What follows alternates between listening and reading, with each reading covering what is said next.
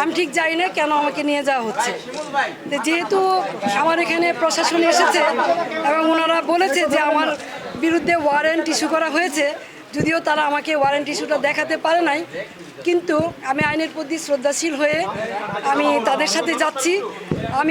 আমি দুঃখ প্রকাশ করছি যে তারা রাত্রেবেলা এসেছে, আমি রাত্রেবেলা বেরোতে চাই নাই, তারা সারা রাত আমার এখানে ছিল প্রশাসনের লোকজন, এই জন্য আমি দুঃখ প্রকাশ করছি যে আমি ওনাদের কষ্ট দিয়েছি।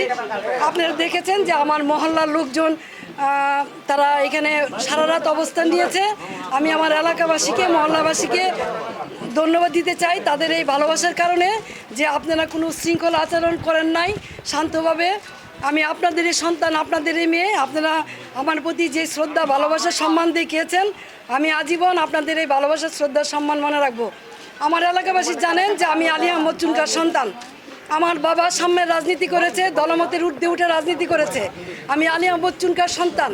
আমার যদি অপরাধ হয়ে থাকে জয় বাংলার, জয় বঙ্গবন্ধু বলার কারণে, তাহলে আমি সেই অপরাধী হতে চাই। এই জন্য যদি আমার বিচার হয় তাহলে বিচার হবে। কিন্তু নারায়ণগঞ্জ শহরে 21 বছর আপনাদেরকে আমি সেবা দিয়েছি, কোনো দিন কেউ বলতে পারবেন না যে আমি কখনো প্রতিহিংসা পরায়ণ হয়ে অন্য কোনো দলের প্রতি আঘাত করেছি অথবা কাউকে আমি কোনো ধরনের বৈষম্য আচরণ করেছি। দলমতের ঊর্ধ্বে উঠে নিজের দলের ভিতরে থেকে তারপরও মানুষের কল্যাণে কাজ করার চেষ্টা করেছি। বিরোধ সত্য, মতভেদের সত্য, এই শহরের নারায়ণগঞ্জবাসীর জন্য এমন কোনো জায়গা নেই যেখানে প্রতিবাদ করি নাই। তৌকি হত্যা সহ সকল হত্যাকাণ্ডে যখন নারায়ণগঞ্জবাসী একদম চুপ ছিল, কেউ কোনো কথা বলে নাই, তখন আইবি আওয়াজ তুলেছে, এই শহরের মানুষকে কথা বলা শিখিয়েছে, অন্যায়ের বিরুদ্ধে প্রতিবাদ করা শিখিয়েছে। আজকে সেই আইবিকে কিসের জুলুমে, কিসের কারণে, কী কারণে গ্রেপ্তার করা হচ্ছে আমি ঠিক জানি না।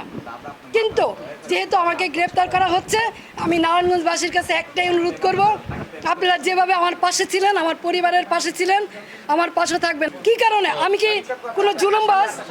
আমি কি হত্যা করেছি? আমি কি চাঁদাবাজি করেছি? আমি কি নারায়ণগঞ্জ শহরে এমন কোনো রেকর্ড আমার আছে যে আমি কোনোদিন কোনো বিরোধী দলকে আঘাত করেছি?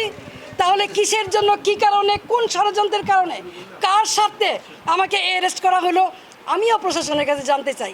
বর্তমান যারা সরকার আছেন, সাম্যের কথা বলেছেন, বৈষম্যের বিরুদ্ধে আপনারা আন্দোলন করেছেন, সরকার হটিয়ে নতুন সরকার এসেছেন, তাহলে কি এই বৈষম্য? তাহলে অনেস্ট রাজনীতির, সততার কিসের মূল্যায়ন? আমি তো বাড়িতেই ছিলাম, আমি তো পালাই নেই, তাহলে এইভাবে আমাকে অ্যারেস্ট করতে হলো কেন? সেই জবাব জনগণের কাছে চাই, জনগণই দিবে ইনশাল্লাহ।